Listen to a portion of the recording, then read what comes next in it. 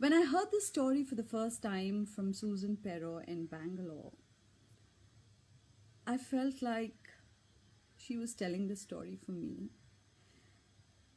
It resonated with me so much, to a part of me that felt I was not okay, to the part of me that felt unworthy, to the part of me that felt unloved. And I'm sure that it will resonate with most of you because we are all humans after all. And all of us at some point in our life, at multiple levels, have encountered a red dots. I'll explain the red dot in a bit. So this is a beautiful voyage story that takes you right from the bottom of the ocean to the surface. It takes you from your shadow to your light. Once upon a time, right at the bottom of the ocean, a little tiny shell was born. But unlike other shells, it had a red dot on it. Oh my God! What is that red dot? Oh, she is different. She is not normal. Oh, how is she going to cope with her life when she grows up? You sit here tight. You're not going to go and play with her. Oh. She cringed. She felt small. She felt bad. She felt sad. She felt mad. And she cried. Some of these words came from her own parents, some from her relatives, and some from her friends. Every word piercing and bruising her self-worth and self-confidence like a dagger. And then she thought the only way she could cope with all of this is to shut herself up and to become invisible.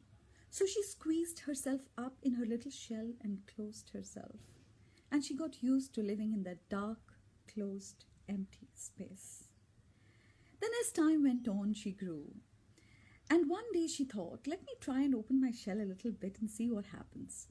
So she opened her shell just a wee bit.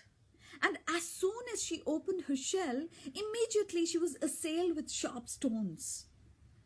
They hurt her, just like sharp words hurt you. And the pain of those hurts stayed with her for a prolonged period of time. Just like the pain of sharp words had stayed with you for a prolonged period of time. So she decided it was better to keep shut. Shh. We are not supposed to talk about what bothers us from inside, isn't it? Isn't that what you have heard when you were growing up?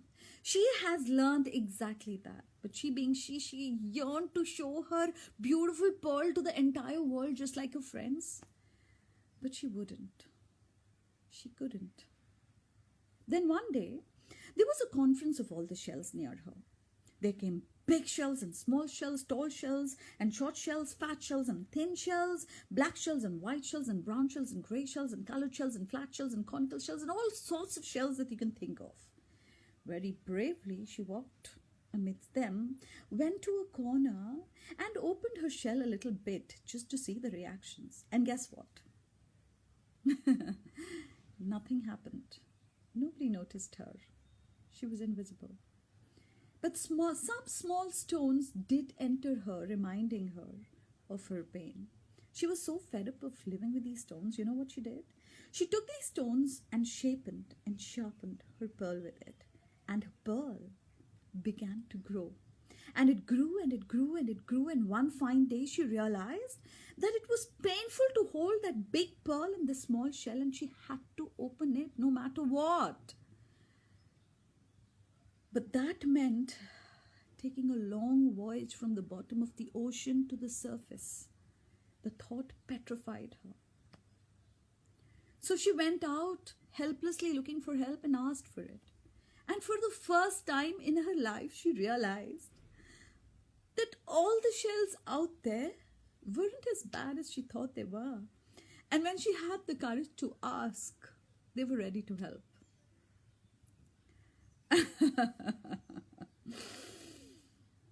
My darling, In order to maintain balance, you need to move. Hey, sweetheart, life is an adventure or nothing, so move on, come on. My love, ships do look good and safe at the harbor, but that's not what they were built for. He looks at her and smiles. Understanding the gravity and the wisdom of what he just said, she smiles back at him. And then she feels a little nudge at her side, and when she looks, she sees a little tiny shell somewhat of the same size, who smiles at her shyly and says, "Hey, I have some extra smiles and I can share them with you." And he smiles at her, and surely she smiles back at him. For the first time in her life, she realizes that the difference of voyages rests not on the ships, but on the people we meet on them. Gathering all the strength from all that these people had told her, she starts her ascent. She bobs her way to the top, and when somewhere she's in the middle, she musters up enough courage and opens her shell. And when she does, all the shells around her and the sea creatures start staring at her. They didn't know where to look at the red spot or to look at the pearl.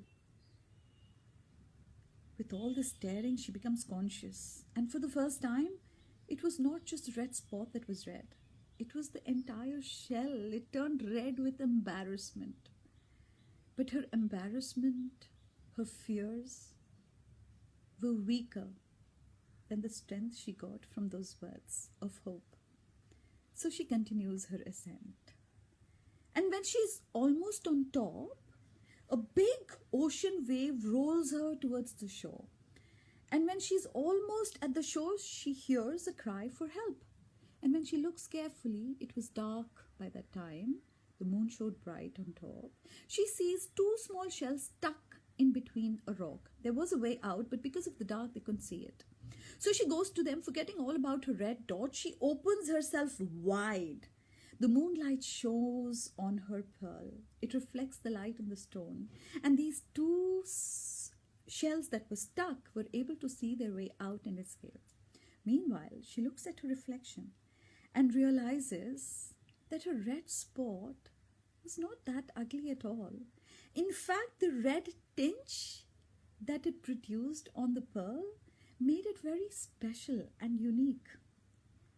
For the first time in her life, she was open and she was happy, and she accepted her red spot as a part of her and felt okay with it. By this time, those two shells whom she had rescued come close to her. They opened their shells, they were shining bright, and they were doing a little happy dance. Abandoning all her inhibitions, she opens herself wide and joins in their happy dance too. Looking at these three bright lights shining from a distance, the other thousands of shells who had made their voyages right from the bottom of the ocean towards the surface of this ocean come towards them. They all open up their shells. The moon shines brightly and smiles on them. These shells absorb the light and put it in the pearls. And when the pearls fills with light, they shed their casings behind. And then these pearls were free.